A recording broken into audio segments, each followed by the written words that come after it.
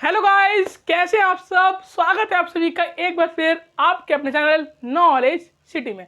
दोस्तों, आज हम दोबारा बात करने वाले हैं अपनी वही सीरीज जो हमने स्टार्ट की थी HRM यानी कि human resource management BCom third semester और फिफ्थ सेमेस्टर वाले बच्चों के लिए। दोस्तों, इसकी हमारी यूनिट नंबर 1 चल रही थी। यूनिट नंबर 1 का चैप्टर 1 फिनिश हो चुका है। नहीं देखा जाके देख लो, लिंक आपको ऊपर आई बटन और नीचे डिस्क्रिप्शन बॉक्स में मिल जाएगा। ठीक है। और दोस्तों, आज हम शुरू करेंगे अपना यूनिट नंबर 2 को, मतलब यूनिट नंबर 1 का जो हमने चैप्टर नंबर 2 स्टार्ट किया था उसका भी एक पार्ट हो चुका है। आज उसका पार्ट 2 है। तो अगर आपने इसका भी पार्ट 1 नहीं देखा तो पहले यूनिट नंबर 1 का चैप्टर नंबर 1 पूरा देख लेना, फिर चैप्टर 2 का पहला पार्ट और उसके बाद ये वाला पार्ट देखना। सारी प्रीवियस वीडियो का लिंक आई बटन डिस्क्रिप्शन बॉक्स में मिल जाएगा। डिस्क्रिप्शन बॉक्स में तो पूरी प्लेलिस्ट का लिंक है, वहाँ से आके देख लेना। ठीक है दोस्तों। अच्छा, तो चैप्टर का नाम क्या था? Organization and policies of human resource. ठीक है, तो चलिए शुरू करते हैं। तो आज का हमारा पहला टॉपिक है ह्यूमन रिसोर्स पॉलिसीज यानी कि HRP। अब भैया, ये ह्यूमन रिसोर्स पॉलिसीज क्या होता है इसके बारे में बात करते हैं। देखिए, अच्छा, HRP देख के कंफ्यूज मत होना। HRP आपको 2 जगह पढ़ने को मिलेगी। एक तो ये हो गया ह्यूमन रिसोर्स पॉलिसीज और एक और होगा ह्यूमन रिसोर्स प्लानिंग। ठीक है ना, दोनों अलग अलग है। देखिए, पॉलिसीज में a policy is a predetermined course of action stabilize to guide the performance of word toward accepted objectives. मतलब दोस्तों कि पॉलिसीज क्या होता है, पॉलिसीज क्यों बनाई जाती हैं। दोस्तों, पॉलिसीज हमें एक तरह का मैप होता है जो हमें बताता है कि हमें आगे किस डायरेक्शन में कैसे जाना है। पॉलिसीज एक प्री डिटरमाइंड, एक आपको क्या बोलते हैं ना, आपने गोल बना लिया। फॉर एग्जांपल, मान लीजिए एक कंपनी है, वो चाहती है कि भैया मुझे 1 लाख का इस महीने प्रॉफिट कमाना है। अब ये 1 लाख का प्रॉफिट ऐसे तो कमेगा नहीं, इसके लिए पॉलिसीज बनानी पड़ेंगी कि भैया आपसे हर वर्कर को जो दिन में 7 घंटे जॉब करते थे वो 8 घंटे करेंगे। ठीक है, और भैया जो लंच 1 घंटे का होता था वो हम आधे घंटे का लंच रख रहे हैं। क्यों? क्योंकि हमें ये टारगेट अचीव करना है। तो ये हमने क्या बनाया, ये पॉलिसीज बनाई कि इन पॉलिसीज को फॉलो करके आप अपना ये वाला टारगेट पूरा कर सकते हो। इसलिए हमने क्या बोला इसे, pre determined course of action. कि प्री डिटरमाइंड मतलब पहले ही सोच लिया था कि हमें आगे ऐसे ऐसे काम करना है, तभी हम अपना गोल अचीव कर पाएंगे। ठीक है। अगर अपन देखिए, HR policies are developed by top management. और भैया HR की पॉलिसीज बनाता कौन है? तो HR की पॉलिसीज बनाता है आपका टॉप मैनेजमेंट। सबसे ऊपर का मैनेजमेंट होता है ना, टॉप मैनेजमेंट, वो बनाता है आपकी HR मतलब ह्यूमन रिसोर्स की पॉलिसीज। ठीक है ना। अच्छा, एग्जाम्पल देख लेते हैं। जैसे कि देखिए, each employee will proceed on at least 1 week vacation each year. जैसे कि आपको पॉलिसी के एग्जांपल दिया कि टॉप मैनेजमेंट ने पॉलिसी बनाई कि हर एम्प्लॉय को साल में कम से कम 1 हफ्ते की छुट्टी तो मिलेगी ही। क्या? साल में कम से कम 1 हफ्ते की छुट्टी मिलेगी ही। ये क्या? ये उस ऑर्गेनाइजेशन की पॉलिसी है जो सारे ही एम्प्लॉय पे एप्लीकेबल है, चाहे वो टॉप मैनेजमेंट के हों, लोअर के हों, मिडिल के हों या प्लेटफॉर्म एरिया के हों। ठीक है ना, कोई भी एम्प्लॉय हो, कोई वर्कर हो, सबके लिए एप्लीकेबल है। आगे बात करें तो ये बात कर ली हमने HRP की। ठीक है, और नोट्स की बात दोस्तों रही, तो नोट्स आपको बस 1 आध दिन में प्रोवाइड हो जाएंगे यूनिट 1 का चैप्टर 1 के और चैप्टर 2 के उसके बाद। ठीक है ना, तो जब तक हम पढ़ रहे हैं नोट्स आपको टाइम टू टाइम मिलते रहेंगे। आगे बात करें, और नोट्स के लिए दोस्तों टेलीग्राम चैनल अभी ज्वाइन कर लें। टेलीग्राम चैनल का लिंक आपको ये डिस्क्रिप्शन बॉक्स में मिल जाएगा। जाके टेलीग्राम पे चैनल को ज्वाइन कर ले, वहाँ पे अपडेट आती रहती है नोट्स के रिगार्डिंग कब मिलेंगे, कैसे मिलेंगे, और इंस्टाग्राम पे फॉलो कर ले। अच्छा, बात करें, देखिए, तो अब हम बात करेंगे फीचर्स ऑफ HRP। फीचर देखिए, इसकी विशेषताएं, वो तो कार्य देखिए, based upon HR objectives of the organization. की जो HR की पॉलिसीज होती है ना, वो HR के ऑब्जेक्टिव से रिलेटेड होती है। फॉर एग्जाम्पल, एक HR है, मतलब ह्यूमन रिसोर्स मैनेजर है। ठीक है, उसका ऑब्जेक्टिव यानी उसका उद्देश्य है कि भैया इस महीने मुझे कम से कम 10 लोगों को भर्ती करना है, 10 नए लोगों को भर्ती करना है अलग अलग डिपार्टमेंट में। अब 10 लोगों को भर्ती करना है तो इसके लिए काम भी करना पड़ेगा। उस काम को करेंगे पॉलिसीज के थ्रू। जैसे कि ये पॉलिसी बनाएगा कैसे, इनने पॉलिसी बनाई कि भैया हम इस महीने के 10 तारीख को क्या करेंगे, अपना एडवर्टीजमेंट करेंगे, लोगों को बताएंगे कि हमारा भर्ती निकली है, अप्लाई करो। ठीक है, ये पॉलिसी आएगी। दूसरा, जिन मान लीजिए जो लोग 60+ हैं उनको हम हटा देंगे, मतलब रिटायर कर देंगे, क्योंकि जब यहाँ से पोजीशन खाली होगी तभी तो नया वाला बंदा यहाँ पे आएगा। तो यही पॉलिसी है इनकी कि जैसे आपकी उम्र 60 साल की हुई, हम आपको रिटायर कर देंगे। ठीक है ना, और फिर आपकी जगह पे नया बंदा आ जाएगा। तो ऐसी ही पॉलिसीज़ के रिगार्डिंग ये क्या है, इसके ऑब्जेक्टिव क्या होते हैं इसके, कि बंदे रिक्रूट करना, ये इसका ऑब्जेक्टिव है। और इसके ऑब्जेक्टिव को पूरा कैसे किया जाएगा, इन पॉलिसीज़ के थ्रू, कि ये 60 साल से ऊपर के बंदे को निकाल देंगे, ठीक है, जो अच्छा काम नहीं करेगा उसे निकाल देंगे, और जो ज़्यादा अच्छा काम करेगा उसे प्रमोट कर देंगे, तो उसकी पोजीशन खाली हो जाएगी, वहाँ पर नया बंदा भर्ती कर देंगे। ऐसे करके इसका काम पूरा होगा, ठीक है। आगे बात करें, guide to firm to achieve objective. HRP यानी कि ह्यूमन रिसोर्स पॉलिसी क्या करती है, फर्म को गाइड करती है कि कैसे आपको अपना ऑब्जेक्टिव अचीव करना है, ठीक है ना। फर्म को गाइड करने का मतलब कि उसे बताएंगे कि किस तरीके से आपको आपका ऑब्जेक्टिव अचीव करना है, उसे गाइडेंस प्रोवाइड करती है एचआरपी। आगे बात करें, HR policy reflect the recognized intention of top management with regard to HR of the firm. HR policies हमें बताती है कि एक टॉप मैनेजमेंट के इंटेंशन यानी कि उसके मन में क्या चल रहा है अपने एचआर यानी कि ह्यूमन रिसोर्स मैनेजमेंट के या ह्यूमन रिसोर्स डिपार्टमेंट के बारे में। जैसे कि मान लीजिए इसने एक पॉलिसी निकाली कि भैया अब से हर बंदा 7 की जगह 8 घंटे ड्यूटी करेगा। तो इससे क्या मालूम चला, इससे मालूम चला कि भैया टॉप मैनेजमेंट चाहता है कि वर्कर पे प्रेशर पड़े, क्या कि वर्कर ज़्यादा काम करे, प्रेशर पड़े, तो इससे उसका इंटेंशन थोड़ा सा नेगेटिव आ रहा है। और मान लो इसने पॉलिसी बनाई कि अब से आपका जो मान लो पहले मंडे से आप सैटरडे तक काम कर सकते थे, संडे ही छुट्टी मिलती थी, अब आप मंडे से फ्राइडे तक काम कीजिए, सैटरडे संडे ऑफ लीजिए। तो इससे क्या सारे खुश रहेंगे, ओहो हमारा टॉप मैनेजमेंट हमारे लिए कितनी अच्छी पॉलिसी निकाली है, इसका मतलब वो हमारा अच्छा चाहता है। तो उसकी एक पॉलिसी उसके अंदर क्या चल रहा है ये साबित कर देती है, अच्छा चल रहा है या बुरा चल रहा है, ठीक है। आगे बात करें, एचआरपी आर स्टैंडिंग प्लान। अच्छा, एचआरपी कैसे होते हैं, स्टैंडिंग प्लान्स होते हैं। स्टैंडिंग प्लान इन्हें बार बार यूज़ कर सकते हैं। फॉर एग्जांपल हमने मान लीजिए पिछले साल जो प्लान बनाया था वो प्लान बड़ा सक्सेसफुल हुआ था। हमने कोई प्लान बनाया था कि हमें अपना 1 लाख का टारगेट अचीव करना है और हमने 1 लाख से ज़्यादा कर लिया, तो उसका मतलब प्लान अच्छा था, तो हमने इस साल दोबारा से उस प्लान को यूज़ कर लिया। ऐसे करके अगर आपका प्लान अच्छा है तो आप उसे दोबारा से री यूज़ कर सकते हो, इसीलिए हम उसे क्या बोलते हैं, स्टैंडिंग प्लान। आगे बात करें, अच्छा फॉर्मुलेट। अच्छा, इस जो एचआरपी पॉलिसी बनती है तो फॉर्मुलेट कौन करता है, इसे कौन फॉर्मुलेट करता है भैया, ये रिस्पॉन्सिबिलिटी होती है एचआर डिपार्टमेंट की और टॉप मैनेजमेंट की। टॉप मैनेजमेंट और एचआर डिपार्टमेंट मिलकर इस पॉलिसी को रेगुलेट करते हैं, फॉर्मुलेट मतलब जारी करते हैं। तो ये हमने बात करी अपनी एचआरपी और उसके फीचर की। अब दोस्तों बात करते हैं अपने अगले टॉपिक की, चलिए शुरू करते हैं। दोस्तों अब बात करते हैं अपने अगले टॉपिक की, जो है टाइप्स ऑफ पर्सनल पॉलिसीज। कि भाई पर्सनल पॉलिसीज के कितने तरीके के टाइप्स होते हैं, कितने प्रकार की पर्सनल पॉलिसीज होती हैं, ठीक है।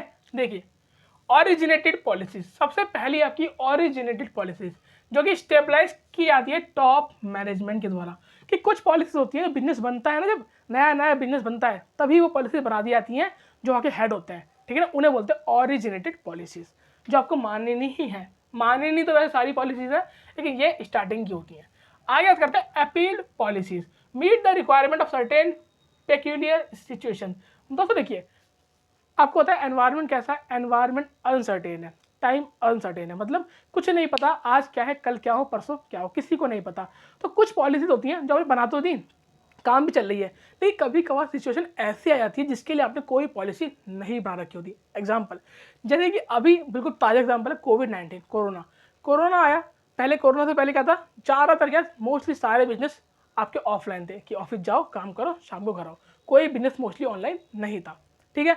जैसे ही कोविड आया, सबको मालूम चलिए अरे आप ऑफिस तो आ नहीं सकते, तो अब घर से काम करवाना पड़ेगा। तो क्या उसके लिए कोई पॉलिसी थी कि घर से आप इस सॉफ्टवेयर से काम करेंगे, इतने टाइम से इतने टाइम तक काम करेंगे, घर पे आपको ये टाइम होगा, यहाँ से आप अपना टारगेट लेंगे, इसको सबमिट करेंगे? कुछ भी पॉलिसी नहीं थी। क्यों? क्योंकि आज से पहले कभी किसी ने घर से काम किया ही नहीं, तो उसे पता ही नहीं घर से कौन से सॉफ्टवेयर से काम करना है, कैसे काम करना है, कैसे मीटिंग्स होंगी। तो उन सब के लिए कोई पॉलिसीज नहीं बनाई गई थी, क्योंकि पता ही नहीं था कि कभी ऐसी सिचुएशन भी आएगी। तो उस टाइम इन लोगों ने बनाई पॉलिसीज, तो ऐसी पॉलिसीज हम बोलते हैं अपील्ड पॉलिसीज, कि जो कभी ऐसे सर्कमस्टेंसेस भी आ जाते हैं कि उसको फेस करने के लिए आपको कोई पॉलिसी चाहिए होती है, आप पे नहीं होती, तो आपको उस टाइम बनानी पड़ती है, ठीक है। आगे बात करते हैं इम्पोज्ड पॉलिसीज। जैसे कि आप इसका एग्जांपल ये भी ले सकते हैं कि ऑफिस वाले ने बोल दिया कि अब से आप 4 दिन यहाँ काम करेंगे और 2 दिन घर पे, मतलब 4 दिन आप ऑफिस आएंगे और 2 दिन वर्क फ्रॉम होम करेंगे। तो ये क्या, ये पॉलिसीज है, ठीक है ना। आगे बात करें तो क्या था हमारा इम्पोज्ड पढ़ते ही आप समझ सकते हैं कि ये पॉलिसीज तो भैया थोपी गई है, किसी ना किसी के द्वारा थोपी है। मतलब कि आप जानबूझ के अपने वर्कर के ऊपर, अपने मैनेजर के ऊपर वो काम थोप रहे हैं, ठीक है ना। इम्पोज पॉलिसीज मैंने लिखा है अंडर प्रेशर, कि जो प्रेशर के साथ थोप ही जाए कि आपको करना पड़ेगा, ये आपको भले भले मन ना हो लेकिन आपको करना ही पड़ेगा। जैसे कुछ गवर्नमेंट की पॉलिसीज होती हैं, कुछ यूनियन की। एग्जाम्पल, गवर्नमेंट ने पॉलिसी निकाल दी कि मान लीजिए पहले आप इतने % टैक्स देते थे, अब मान लीजिए इतने % देना पड़ेगा बढ़ा के। तो क्या हुआ, अभी गवर्नमेंट ने थोप दी तो करना तो पड़ेगा ही, है ना। तो इसे क्या बोलते हैं, इम्पोज्ड पॉलिसीज। आगे बात करें general policies. General policies same आपका ओरिजिनेटेड की तरह होती है कि पुरानी पॉलिसीज है, लेकिन उनको एक मैप की तरह बना के अपने एम्प्लॉय के सामने रखा जाए कि भाई ये बिजनेस है तो ये काम आपको करने पड़ेंगे यहाँ पे, ठीक है। आगे बात करें स्पेसिफिक, नाम पढ़ के ही मालूम चल रहा है कि किसी एक स्पेसिफिक यानी एक फिक्स काम के लिए एक फिक्स पॉलिसी बनाना, ठीक है ना। या लिखा भी होगा स्पेसिफिक इशू की, कोई इशू हो गया उसके लिए आपने तुरंत एक पॉलिसी बनाई। फॉर एग्जाम्पल मान लीजिए आपके बिजनेस में लड़ाई हो गई, लड़ाई मतलब मैनेजर और वर्कर की आपस में लड़ाई हो गई। अब आपने लड़ाई के लिए कोई पॉलिसी नहीं बना रखी थी। अब लड़ाई की पॉलिसी मतलब कि आपने नहीं बना रखी थी कि अगर लड़ाई होगी तो उस केस में सबसे पहले क्या डिसीजन लिया जाएगा, बंदे की सुनवाई होगी या उसे जॉब से निकाला जाएगा या कुछ दिन के लिए उसे छुट्टी दी जाएगी या उसकी सैलरी काटी जाएगी, कुछ भी नहीं था आपका, है ना। इस केस में मान लिया कोई पॉलिसी नहीं है, आप डायरेक्ट किसी को जॉब से निकालोगे, वो तो ये बोलेगा ना कि आपने पहले बताया था क्या कि अगर आप किसी से गलती से लड़ गए तो आपको जॉब से निकाल देंगे या आपकी सैलरी काट लेंगे। तो उसी टाइम आपको एक पॉलिसी बनानी पड़ेगी उस स्पेसिफिक पर्पज़ के लिए कि अगर आप मान लीजिए लड़ाई करते हैं या मान लीजिए अगर आपने एक हफ्ते में 4 दिन से ज़्यादा एक्स्ट्रा छुट्टी ली तो आपकी सैलरी में से इतना % हम काट लेंगे। तो ये आपकी पॉलिसी बन जाएगी स्पेसिफिक पॉलिसी, ठीक है। आगे बात करें रिटर्न और इम्प्लाइड।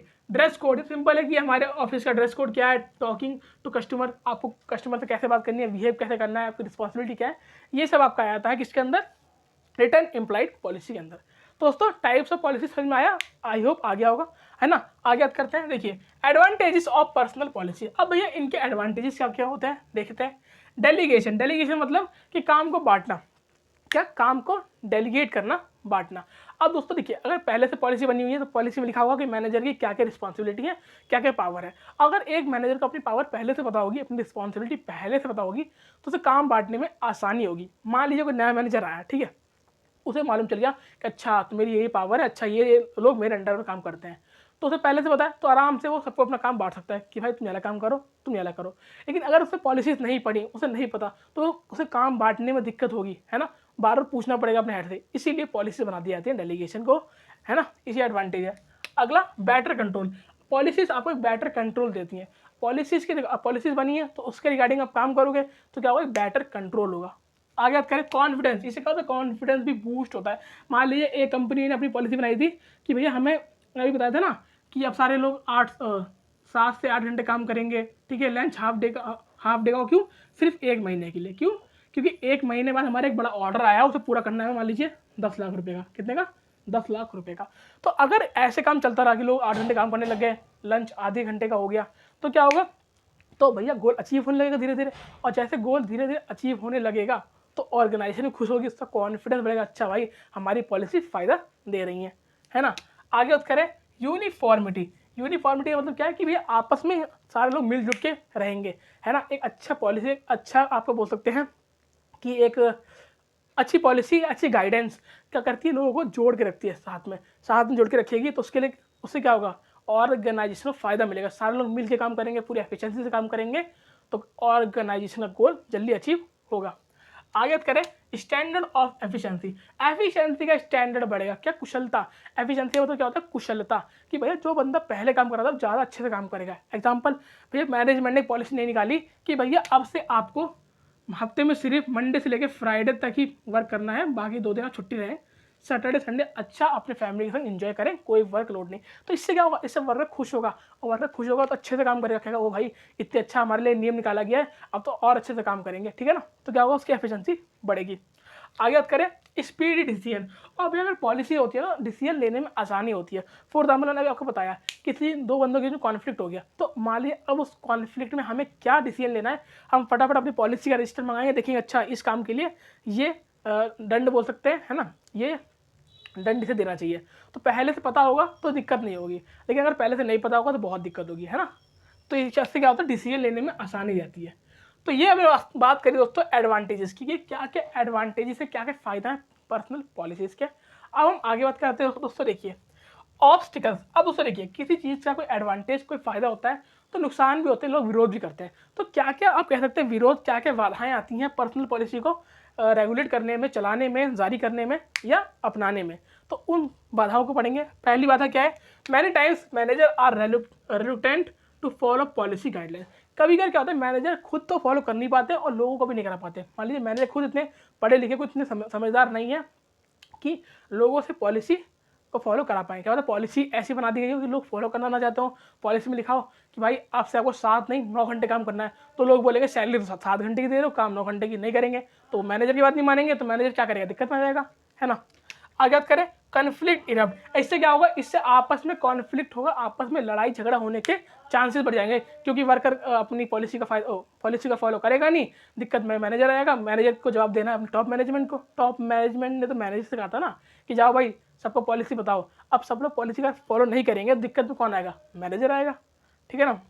आगे बात करें, personal policy demand constant revision. सबसे इंपॉर्टेंट कि भाई पर्सनल पॉलिसी जब बना रहे हो ना, उसको कांस्टेंट रिवीजन करना होता है। रिवीजन मतलब उसको यहाँ पे पढ़ना नहीं होता बार बार, मतलब कांस्टेंट रिवीजन का मतलब कि बार बार उसे चेंज करना पड़ता है। चेंज क्यों? आपको पता है समय कैसा है, समय अनसर्टेन और चेंजेबल है, टाइम चेंज होता रहता है, कुछ नहीं पता आज कौन सी टेक्नोलॉजी है, कल कौन सी टेक्नोलॉजी आ जाए। तो इसीलिए हमें भी अपनी पॉलिसीज़ को बार बार चेंज करना होता है। जैसे कि ये नहीं कि मान लो आपने एक पॉलिसी बनाई थी कि भाई साहब अब से जो आपकी जॉब है वो मान लो कह सकते हो कि अभी मशीन है, उस मशीन पर आपको हाथ से काम करना है। अब आप देख रहे हैं मार्केट में सारे बिजनेस है, सब लोग ले आए टेक्नोलॉजी, क्या मशीन से हाथ से काम नहीं करना पड़ता, खाली बटन दबा दो मशीन अपने आप सारा काम करने लगती है।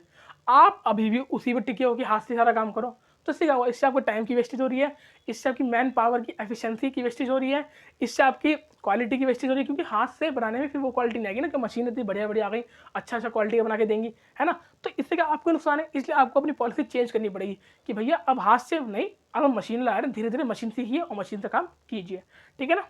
आगे बात करें, HR सिस्टम है कि human resource system not fully developed in many Indian industries. कि भैया आज भी भारत की कुछ ऐसे इंडस्ट्रीज हैं, ये दुनिया में कुछ ऐसी इंडस्ट्री हैं जो फुली डेवलप नहीं है, वहाँ का HR डिपार्टमेंट फुली डेवलप नहीं है। वहाँ पे अभी भी HR का मतलब सिर्फ होता है कि लोगों को भर्ती करना, सिर्फ लोगों को भर्ती करना। लेकिन हमने पिछले चैप्टर्स में पढ़ा था कि अब HR का काम सिर्फ लोगों को भर्ती करना नहीं, उनको डेवलप करना, उनको ट्रेनिंग कराना, उनके फ्यूचर को देखना, ठीक है ना। हर चीज़ आज HR के अंडर में आ रही है, ठीक है ना। तो आज बहुत सारी इंडस्ट्री डेवलप नहीं है, तो वो इन चीज़ों को नहीं समझ पा रही, इनका फ़ायदा नहीं उठा पा रही, ठीक है ना।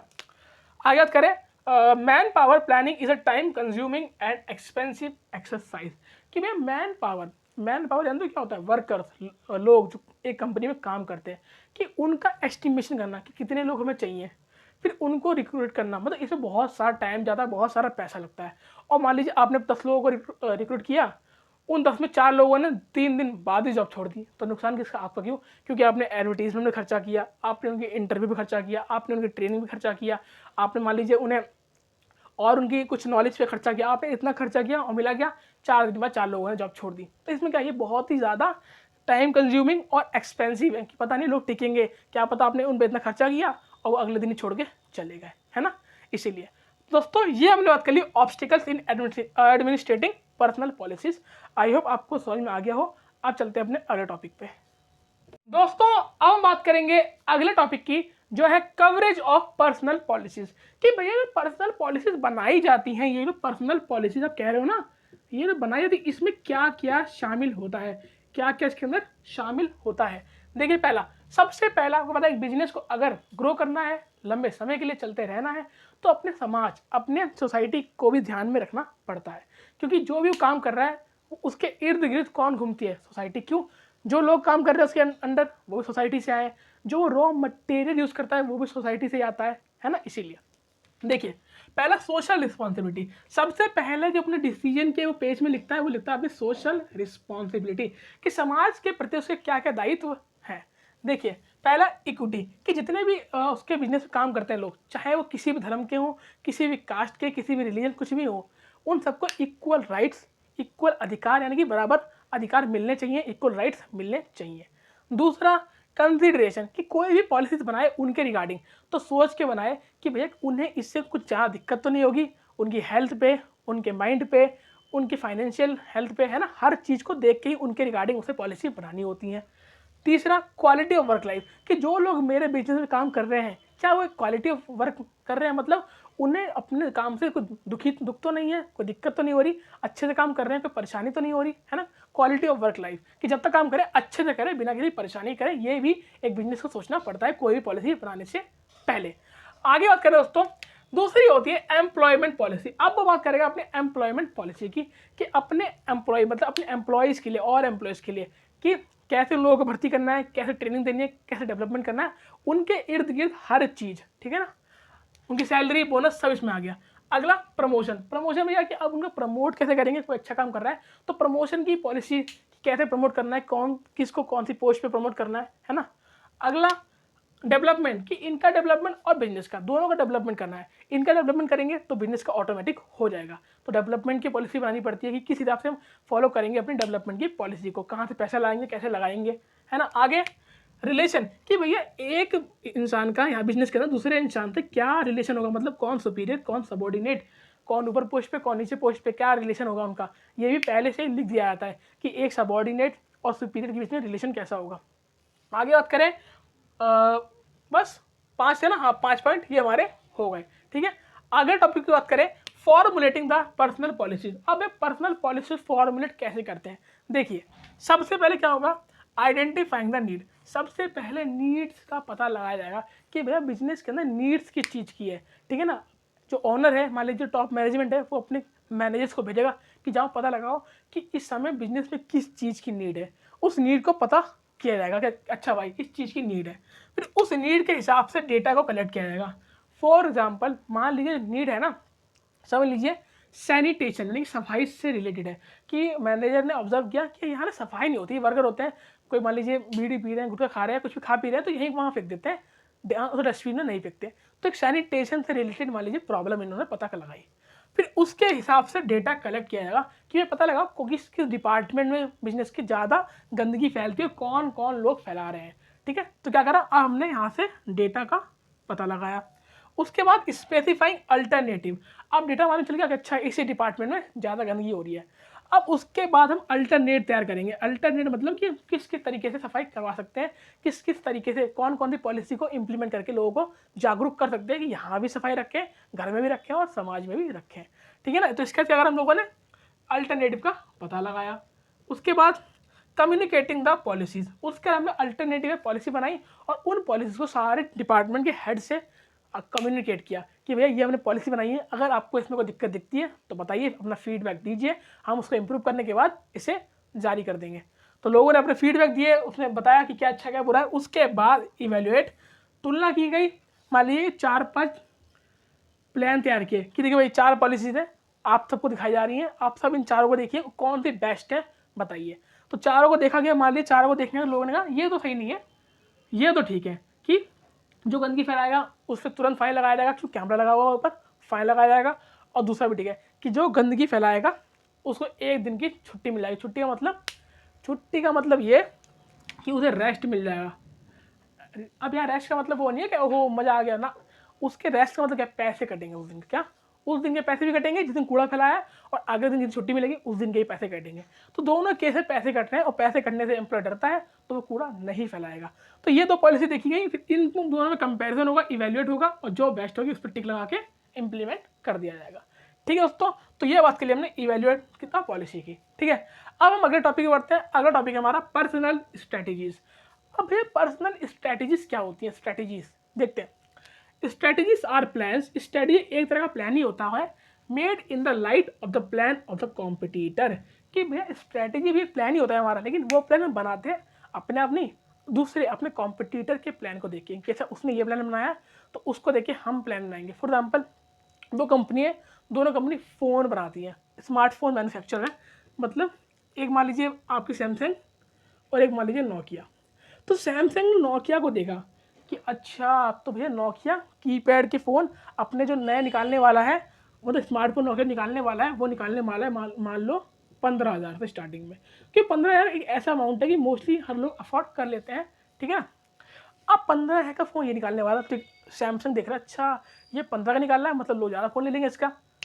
सेम टेक्नोलॉजी, मतलब क्या कितने कैमरा हैं, कितनी बैटरी है, सेम चीज़ को वो भी अपने उसमें डालता है डिवाइस के अंदर और कहता है लो भाई हम निकालेंगे 14,000 में। किसमें? 14,000 के अंदर। कि जो मान लीजिए ये दे रहा था फैसिलिटी, मान लीजिए 30 मेगापिक्सल का कैमरा दे रहा है, 5,000 की मेगावाट की बैटरी दे रहा है, ठीक है, साथ में डेटा केबल दे रहा है, लीड दे रहा है, जो भी दे रहा है वही सब ये भी देगा, वही फैसिलिटी देगा और कम पैसे में दे रहा है। तो लोग ज़्यादा किस पे आएंगे, इस पे जाएंगे। तो ये इसे क्या बोलेगा, इसे बोलेगा ये स्ट्रैटेजी। क्या बोलेगा, स्ट्रैटेजी, जो कि इसने नोकिया यानी कि अपने कॉम्पिटिटर को देख के बनाई। तो इसी को हम बोलते हैं पर्सनल स्ट्रैटेजी। की स्ट्रैटेजी कैसे बनाते हैं, अपने कॉम्पिटिटर को देख के। आई होप आपको यहाँ तक समझ में आ गया हो। अब बढ़ते हैं अगले टॉपिक पे। बात करते हैं अपने अगले टॉपिक की, जो है पर्सनल प्रोसीजर। देखिए दोस्तों, procedure is a systematic way of handling regular events. कि रोज के जो काम होते हैं उन्हें एक सिस्टमेटिक वे से, एक लाइन से काम करने को, तरीके से काम करने को हम बोलते हैं आपका पर्सनल प्रोसीजर। एग्जाम्पल देखिए, जैसे कि procedure regarding shipping the goods, कि गुड्स को कैसे हम शिप करेंगे, मतलब कैसे कस्टमर तक पहुंचाएंगे, उसका एक प्रोसीजर, स्टेप।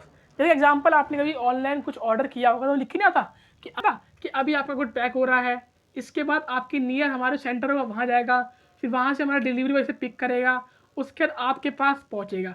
तो ये क्या है, ये प्रोसीजर है, कैसे गुड्स को मेन जगह से आप तक लाना, क्या जहाँ पे मैन्युफैक्चर हो रही है वहाँ से आपके पास यानी कस्टमर तक लाना, ये क्या एक प्रोसीजर है। तो इसी को हम फॉलो करते हैं किसमें, पर्सनल प्रोसीजर में। आगे बात करें तो अगला टॉपिक है हमारा इंडियन पर्सपेक्टिव ऑन HRP।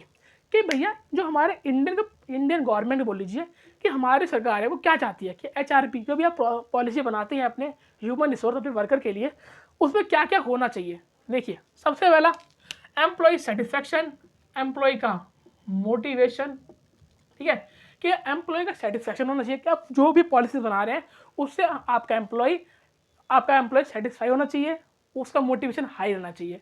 दूसरा, equal rights of man and women, कि आपकी अगर फर्म के अंदर, आपके बिजनेस के अंदर मैन और वुमेन दोनों काम कर रही हैं तो दोनों को इक्वल राइट्स यानी समान अधिकार मिलने चाहिए। आगे, रिस्पेक्ट ऑफ वर्कर, और जितने भी वर्कर काम कर रहे हैं उन सबकी रिस्पेक्ट होनी चाहिए। ये नहीं कि आप उन्हें एक तरह से मान लीजिए कुछ समझ ही नहीं रहे कि काम कराया कुछ है ही नहीं, जब भगे यहाँ से, है ना, उनकी रिस्पेक्ट होनी चाहिए। आगे बात करें, government protect the interest of labour through their policy, और गवर्नमेंट भी काम करती है कि वो नई नई स्कीम लाती है, पॉलिसीज लाती है, जिससे कि लेबर है, वर्कर है, उसका इंटरेस्ट यानी कि उसका जो हित है वो सही रहे, मतलब उसके हित में काम होता रहे। आगे बात करें, लेबर विल बी प्रमोटेड, आपका अगर काम लेबर अच्छा काम कर रहा है तो उसको प्रमोशन मिलना ही चाहिए, प्रमोशन उसका अधिकार है। आगे बात करें, labour will be made an equal partner in progress and prosperity, कि भाई अगर आपकी प्रोग्रेस हो रही है, आपकी प्रॉस्पेरिटी हो रही है तो आपके लेबर की भी होनी चाहिए, क्योंकि आपकी प्रोग्रेस और आपकी प्रॉस्पेरिटी में सबसे बड़ा हाथ आपके लेबर, आपके वर्कर, आपके एम्प्लॉय का है। तो उसकी प्रॉस्पेरिटी, उसकी प्रोग्रेस भी मैटर करती है। तो दोस्तों, ये हमने बात कर ली पर इंडियन पर्सपेक्टिव ऑन HRP। तो आई होप आपको दोस्तों यहाँ तक सारी बात अच्छे से क्लियर हो गई हो, है ना। अब बढ़ते हैं अपने लास्ट टॉपिक की, जो कि बस 2 छोटे छोटे डिफरेंस है वो जान लेते हैं, उसके बाद हमारा ये वाला चैप्टर खत्म, ठीक है। चलिए दोस्तों बात करते हैं, देखिए ये डिफरेंस है पॉलिसीज वर्सेस स्ट्रेटेजीज। ज़्यादा पूछा नहीं आता लेकिन समझ लीजिए, है ना। देखिए, पॉलिसीज वर्सेस स्ट्रेटेजीज, पॉलिसी क्या होती है और स्ट्रेटेजी क्या होती है।